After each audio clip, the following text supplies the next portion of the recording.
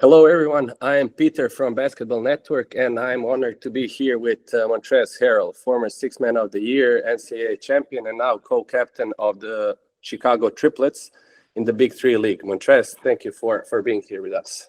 No problem. Thank you. Thank you for having me. Yeah. So I would like to start with something easy. This is your first season for the Big Three. How excited are you, and how did you prepare for that? And what are some of your expectations going on in the season? Honestly, I'm extremely excited to be a part of it. It's a league that's constantly growing the numerous amount of years that it's been around. I think this is the eighth year it's been around, and all 8 of the years it's grown from year one to year 8, man. So it's just a blessing to be a part of it. Just one of those opportunities that kind of presented itself, man, when I first kind of had my injury and coming back from that, man, and kind of, getting back into the swing of the basketball world and just back playing in general, man. And there was, an organization and a league that reached out even before I made my decision to go over and play in Australia for the stint that I had over there. So really, like I said, it's just a great opportunity, and I just, jumped at it. It's a league, like I said, it's continued to grow and having multiple basketball eyes watching throughout the summer, man. So just being able to just show that I'm still able to, play this game in a numerous amount of ways to the highest level with, great pros that, past, present, you feel me, Yeah. are still prolonging their overseas careers, man. It's been a great league. Like I said, it's continued to grow over each year it's been around. As far as expectations, I don't really have any, really, man. Just coming in, showing that, I still got a lot to get to this game, that I can still play this game at a high level. And really just put myself in position to help my team actually win it all. I think that's probably the biggest expectation I set for myself, just to be able to call myself a winner in the league that I was able to come into for my first year, and hopefully we bring a championship to a guy like who's been around in this league shit since it started, really, man. So just to be able to do that and help him accomplish that goal would be great. Yeah, that's perfect. I just wanted to. You were always kind of new, like a grit and grind kind of player. That you brought that junkyard dog mentality with every team you played for. How do you feel that that will translate into this league, where refs kind of give you the freedom to play more physical than the NBA, probably? Honestly, man, that's my game as far as the summer versus in the NBA setting is different roles. I'm asked to do different things, man. So you seeing the aggression and just playing around the rim and things like that, man. But if you go back and watch any of my clips throughout the summer, I really post up. I'm handling the ball and I'm playing more of a guard situation, more of the ISO situation basketball, man, which is, caters to kind of how the B3 kind of plays. So really, man, I'm just looking to come in the game and be myself. And when I mean be myself, it's more so the free flowing, energetic, free love game in the summer how I play. Because that's what this really is, man. It's great pro and a great and playing 3-on-3 versus each other. So it's a limited amount of help. Ain't no really hiding on the defensive end, man. So it's about being able to show that you still have game that can actually create and get your own shot. So that's why you're able to see guys who are only in this certain role in the NBA or come out here in the Big Three and they're playing a different type of way. Because it's two different. They ask for two different things, man. So really just going out there, just being able to play basketball and be myself, man. Yeah, that's what I wanted to kind of follow on what you mentioned. Like it's way different playing 3-on-3 than 5-on-5. I think I feel like the biggest difference is all that space that you're gonna have. You gotta be licking your chops, like going one-on-one, having all that space in front of you. It allows you a lot of room for creativity, right? 100%, man. Because you gotta think the floor is still, I want to say, space. Well, it's like an NBA size as far as half court. But what you got to understand, it just makes it tough as far as the defensive rotation. But there's no way, like I said, really high because it's a 3-on-3 setting, man. So if a guy's able to beat this man easily off the dribble, now you're just going to easily rotate once again, this isn't a 5-man setting, so you constantly on this side of the floor, and you have to draw help from somebody else that's on the opposite side of the floor. Basically, going to be, and his man cuts right behind him, just going to keep giving up layups, man. So, like I said, man, I know this game at a high level, man. I've been playing 1-on-1, 2-on-2, 3-on-3 my whole life, man, and it translated to a 5-on-5 game setting, man. So basically, the game changes, but at the end of the day, the rules don't. You feel me? Yeah. It's the same, you feel me? Like scoring the basketball and being able to, create a shot, being able to play off other people, man, that's all a part of the game, man. So I do that to a great level, I feel. I've been around a numerous amount of pros, a numerous amount of people that you would consider superstars and guys that are going to be Hall of Famers in this game, man. I've been able to be on the floor with a variety of those guys and actually still be able to still create my own narrative of the type of player that I am. So it just shows that I can, play off anybody, really, man. So it's just about playing the game basketball the right way, man. It's going to kind of, give you the answers to it, really. Yeah, and how do you feel about Dr. J being your coach? I mean, not a lot of players today can say that they were coached by Julius Dr. J Irving. That's did you already have some conversations with him, or you're waiting to finally meet up in person and then discuss some tactics and how to approach the league overall? I think honestly, overall, I think we're waiting more so we get together as a collective group, and actually run over things of how we want to kind of play and the philosophy of what we kind of want to kind of bring in each game. It's a different type of, like I said, this league has grown so many different ways, man. Over the years, man, you got teams that actually have actual owners of the team, man. So they was able to get like a training camp type situation in versus guys who are kind of we're coming in and we'll be meeting up. Probably tomorrow, honestly. We get down there early before we start to play this weekend, man, and kind of fine tune things like that. But honestly, man, I was able to see him a couple of times. We're playing in for the Sixers, with him being a great staple for that organization and just the city itself in Philly. I was able to see him at a couple of games and just able to pass by and how you doing, different things like that, but to actually be able to pick his brain and ask him the different basketball questions from the era when they played until where the game is today, and then different things of how he sees it versus their era versus today. For me, just having those conversations is just always going to be enlightening, because it's a person that at the end of the day is a Hall of Famer in this game, and what person wouldn't want to actually listen to or actually get insight or just being able to pick the brain of Hall of Famer. Like I said, the past of when he was playing and what he thought about it then versus today's game and what he sees the guys from today. Is just being able to have that conversation. Most can't say they've done it. Yeah, speaking of the iconic players that you are in touch right now, there's also one guy named Jason Richardson. He had quite an extensive NBA career, successful NBA career, and he was a part of BIG3 for some time now. Did you get any advice from him to how to transition from playing 5-5 to 3-on-3, or did you give you any pointers of or something like that? Did you give you any advice?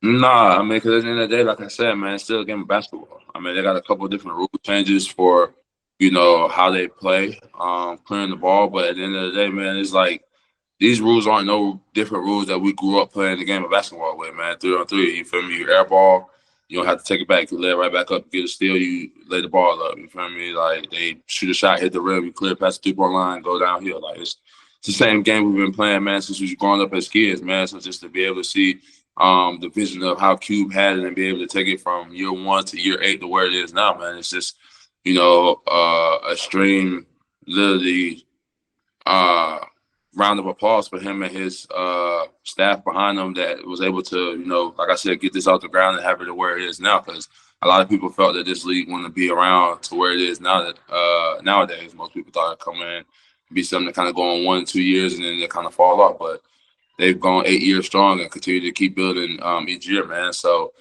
no, not really. like I said, it's no different from what we grew up playing. Like I said, I know the game of basketball. I've been around the game of basketball for a numerous amount of years now, and like I said, we grew up playing the game this way, especially on 3-on-3. So to be able to get out there on the floor with the great pros that I'm gonna be out there on the floor with, man, it's just a blessing.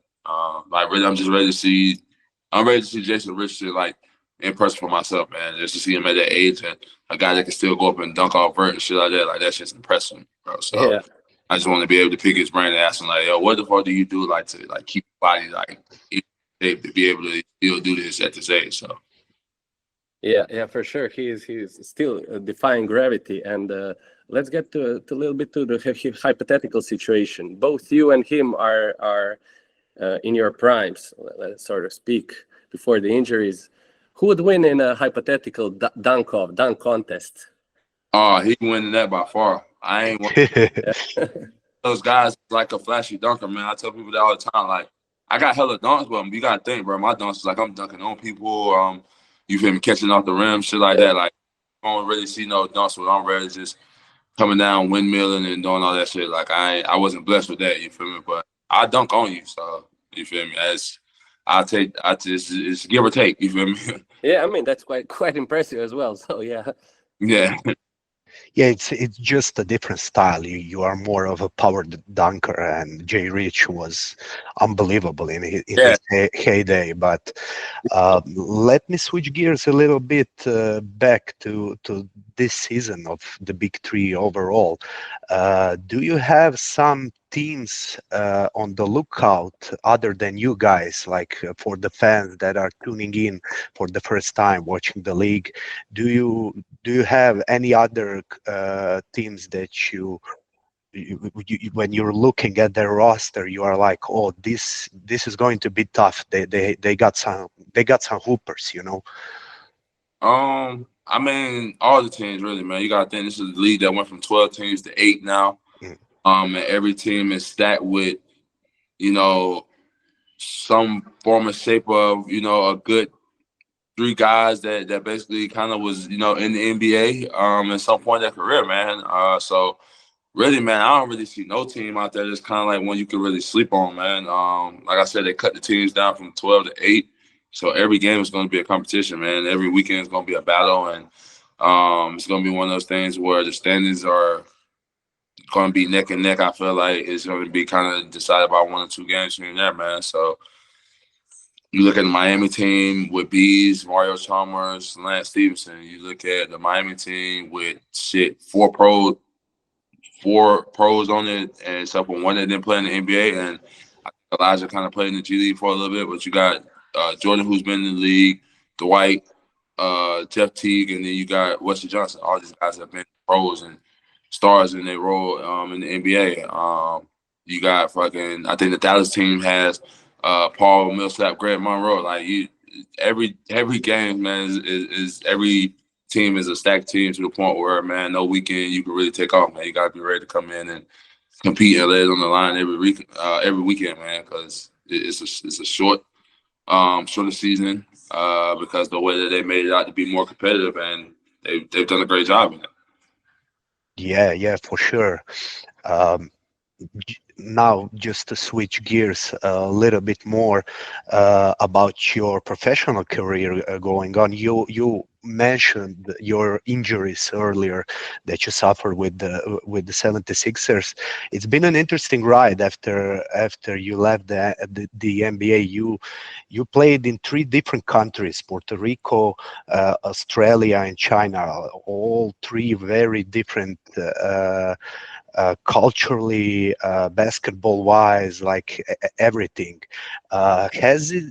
Did you experience a culture shock there, and how the overall experience has been for you there?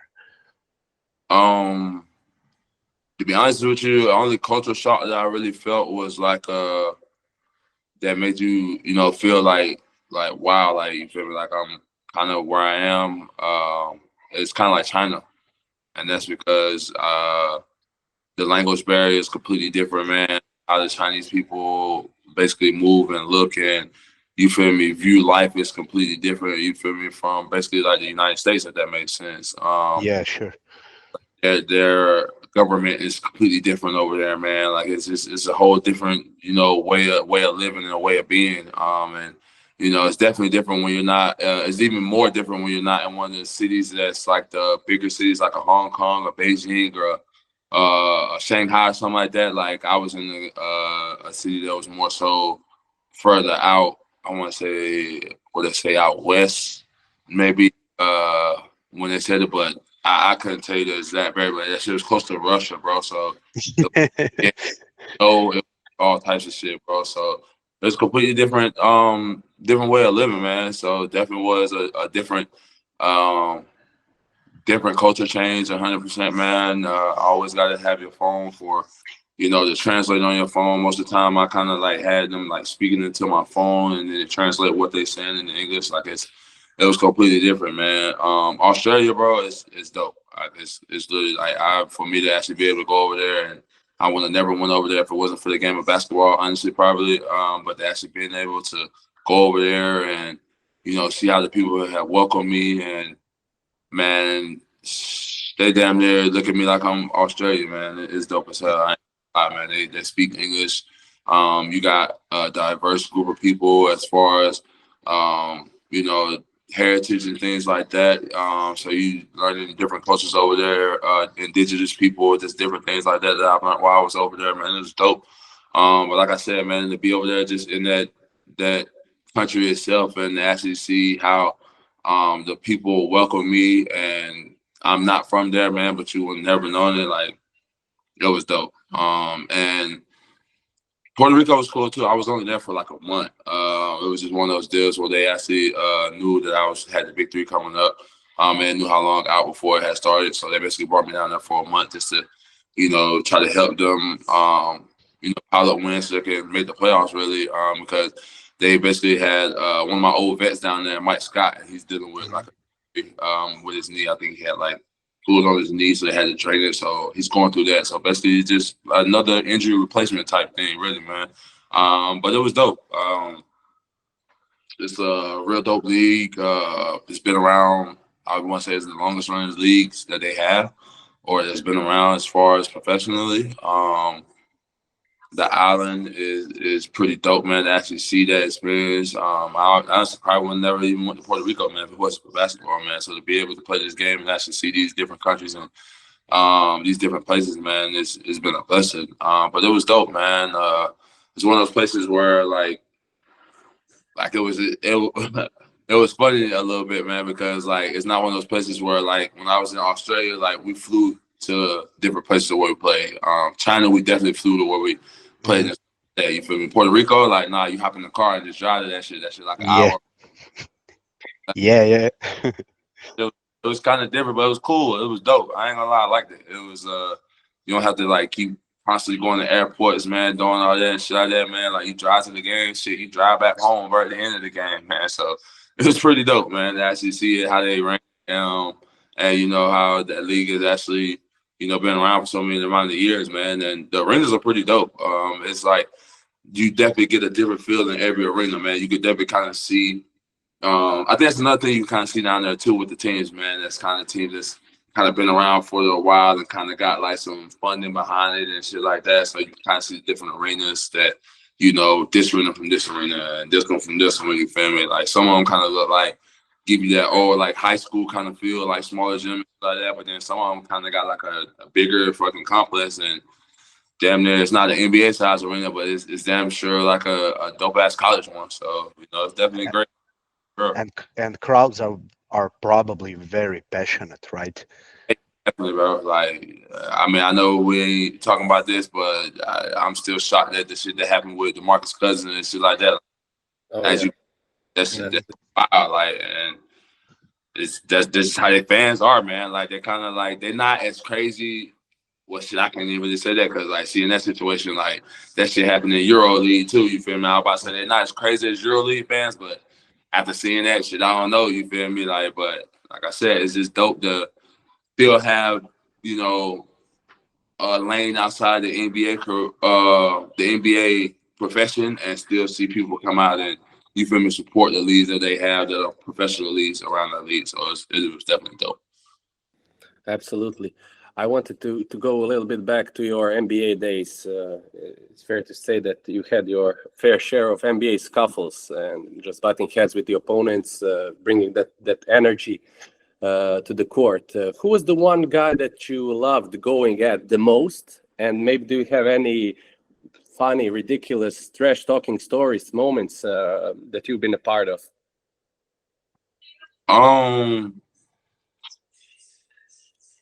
I don't know, man. I ain't really have nobody that I really like just look forward to like playing like, oh, we playing him tonight. Like I just love playing like away games, if that makes sense, bro. Like just being able to go in there and play in an away arena, and basically it's like shit, everybody in that arena is against you. You feel me? You might have a couple fans here and there depending on where you are, but majority of that arena is against you. You feel me? So actually being able to go in there and upset damn near the whole arena and shit like that. And then that's when I start my antics and shit like that. You feel me? I start getting into it with the crowd and just start saying little shit like that, just little funny shit. Like, especially when they start to leave early and shit like that. I just be like, damn, well y'all pay for these tickets. Y'all might well just stay for the whole time, bro. Y'all might get y'all money's worth. Just different shit like that. So I got more of those moments with like crowd interactions than more so I do with guys on the court, if that makes sense. I was kind of like that when I first kind of started playing and shit like that early on in my Clippers days, a little bit in my Houston days. So probably my second year to third year, I was more so like that with kind of get texts and shit like that. You feel me? But I had great veterans around me, and the greatest one I had was probably like my best friend Lou Williams, man. And he just started to basically help me realize the game, see it from his point of view, coming off the bench, different things like that. But one of the main ones he had seen, like, bro, like, you keep getting these texts and shit like that, bro. You just giving your money back to the NBA. Like, that's Absolutely. so why continue to keep doing that? Like, he's like, honestly with you, 85 to 90% of these guys that get into this little rah-rah with you on the court, like, yeah, he told me like if you get one, cool. Like y'all got it out the system and shit like that. But ain't no need to keep going to get thrown out and shit like that, bro. Because you just giving your money back. And on top of that, like ain't none of these guys really gonna do nothing outside this arena, bro. So this shit really about pointless. Like so, it really ain't going outside this arena, bro. So you might want to end it right here, bro, and keep playing the game, bro. So I just had real dope vets around me, man. People that actually been around this game for a while and learned from the people before them, man. So learning from Lou was actually the best one I could ever have in my career. Man, now that you mentioned Lou, it brings some memories back for me, Montrez. I'm a Clippers fan, and that 2019 team, you, Lou, SGA, Landry Shamet, all young and hungry. Nobody gave you guys a shot in the first round against the Warriors. Nobody. Right. That was the Warriors team with the KD, Steph, and the crew. Like I think most of the talk that before the series was like you guys are going to get swept. Yeah. And then the game 2 happened.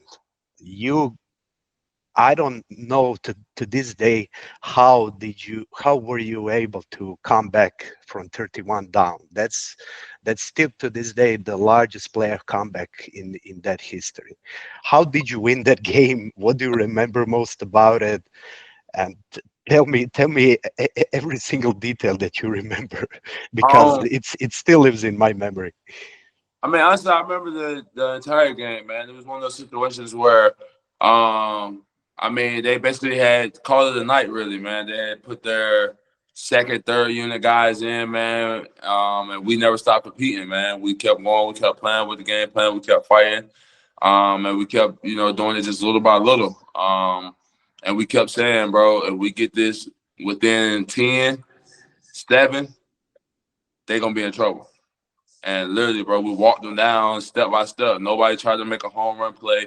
Nobody tried to go out there and win it all in one shot. No, we just kept playing and kept standing the course because, honestly, we knew as far as that team, like, yeah, they were definitely way more talented than us, but at the same time, we knew as far as, like, camaraderie, team, and fight, we knew that we had that beat because, bro, we had no superstars on that team, bro. We had all guys that was just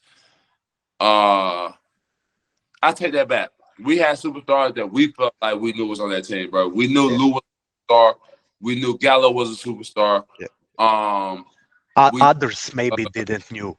Others didn't knew, and that played into your hands. Sorry to interrupt you, but like I feel like everyone underestimated you, and they didn't really know how good you guys are until you won that game, and they were like, "Oh, these guys are for real," you know. I mean, I don't even think they thought that, because at the same time, bro, we ended up getting 2 games on that, bro. So they really took us lightly twice. So I don't even really think it's that. I really think when we got them on that 31-point walk down, I think they really thought it was a fluke, honestly. You feel me? And then when the second game, they kind of went out on the next game when we won it, I think it was like kind of like that same situation. They kind of thought that we was one of the ones that we was just gonna, all right, we got one, so now we'll be happy. Like, nah, we were trying to actually, you feel me, knock them off, because at the end of the day, man, that's what we competed for, man. That's what we played for. That's what we fought for. And, you know, we had to win games towards the end of the season to actually even be put in the playoffs and stuff like that, man. So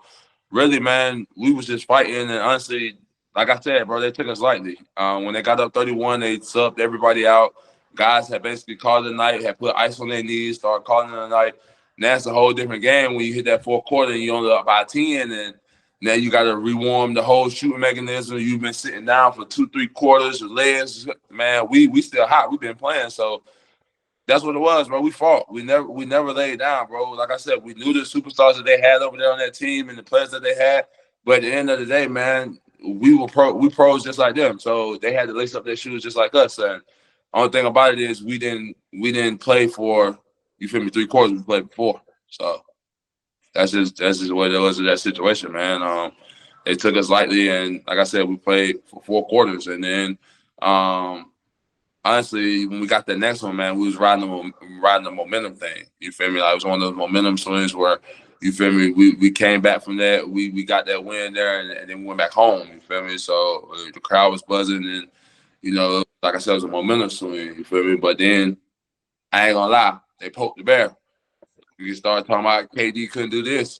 Yeah. That man 50 damn near didn't dribble the ball. Yep. I swear to God, he couldn't score. He want this, he want that. I don't care who we threw at him that game, bro. He won't miss it, bro.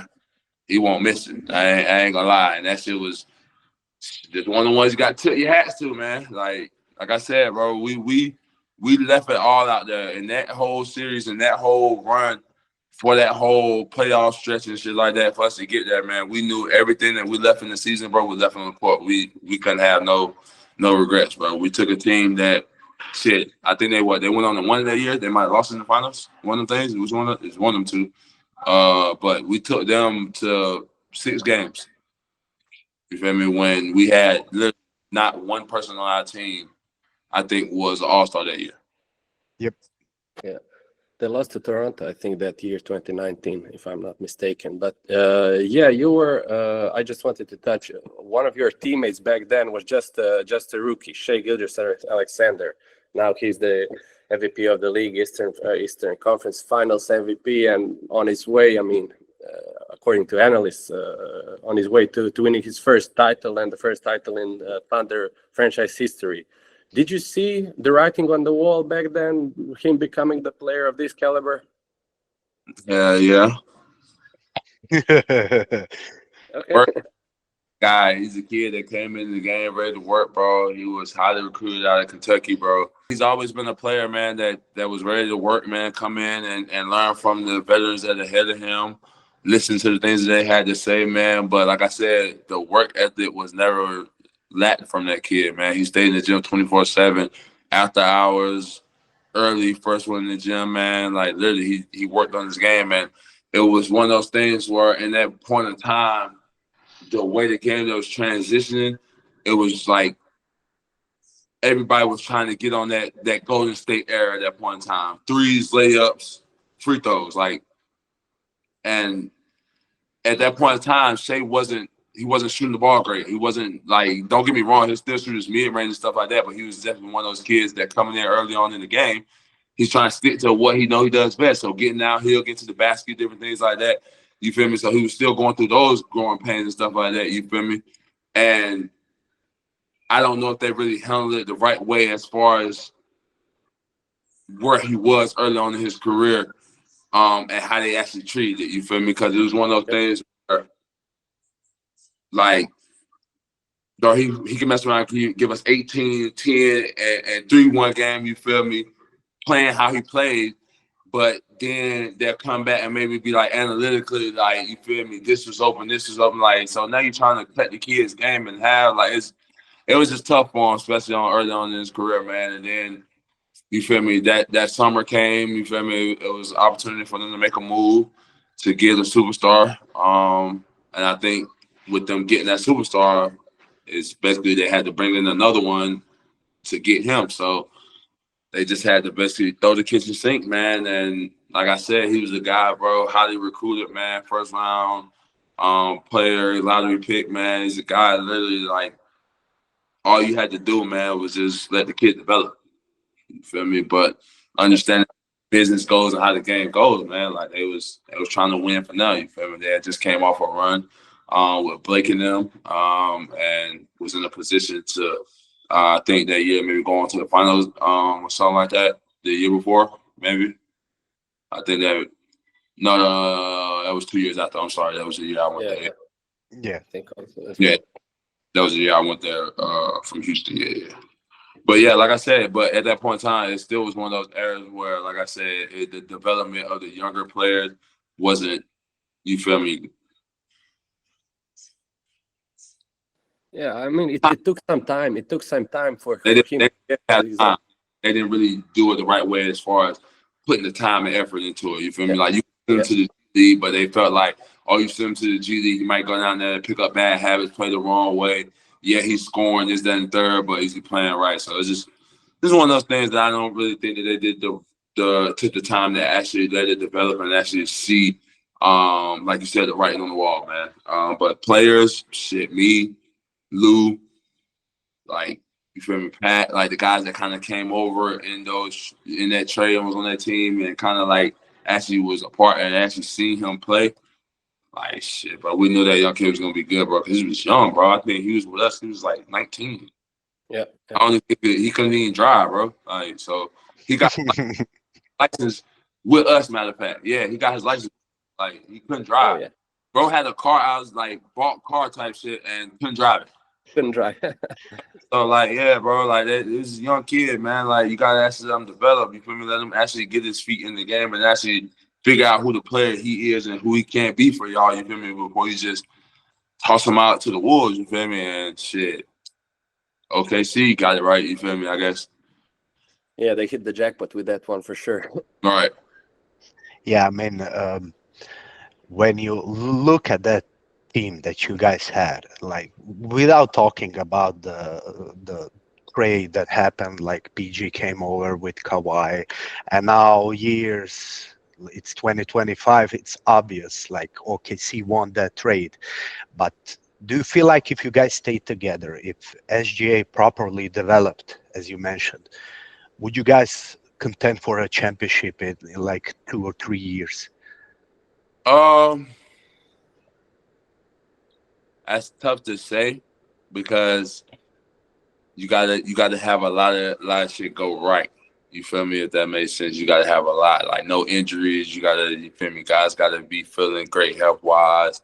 You feel me? No missed games, no little gnats, bruises. You feel me? Guys gotta be playing to the best of it. But it's a lot that gotta come into that. And then at the same time, we had a lot of different players who was in different aspects of their careers. You feel me? So, you feel me? It's tough to say that we would have just did that because, you feel me, we didn't have one of those teams where it was just hella young guys. You feel me? Like, we had a good mix of, you feel me, older guys, the younger, and then like kind of like that middle pack. You feel me? At that point in time, I was kind of like that middle pack group. You feel me? I was kind of like 25.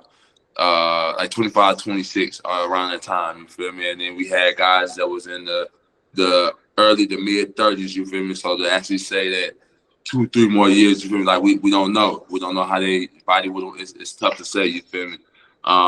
But from his development, yeah, it was easy to say because you see how hard that kid worked. You see how hard he was in the gym and actually crafting and putting in hours into his game with shooting coaches and different ball handling things he was doing, man. Like I said, he was always one of those guys that was first in the gym, you feel me, and kind of last to kind of leave out, man. So, you feel me, just to actually see how he's came along in this game, man, and where his game has came, and the player he was able to impose himself as and not letting him change what he actually does and brings to the game, man, it's special to see. Yeah, perfect. One last question. I want to circle back to the very beginning. You are now in your first season in the Big Three.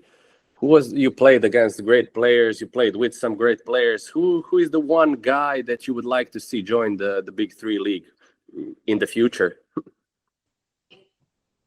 Maybe like IT or Lou.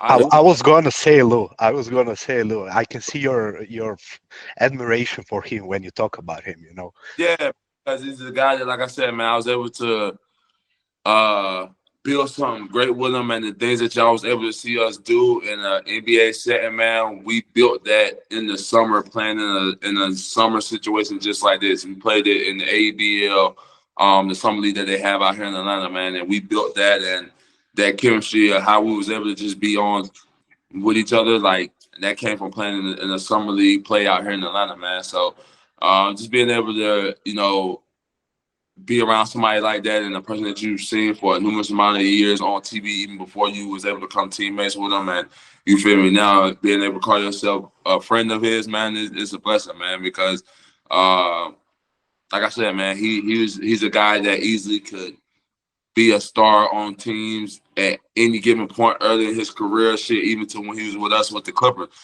But teams basically put him as a sixth man, and he flourished in that role and learned how to master it, man. And that's how I was able to learn from him and being able to snap myself one of them, bro. So it was a blessing. Perfect. Thank you, Montrezl, for your time. We wish you a great season with a lot of success, and thank you for being our guest with Basketball Net. For having me. Thank you. Can't wait to get going with the Big Three and the triplets, man.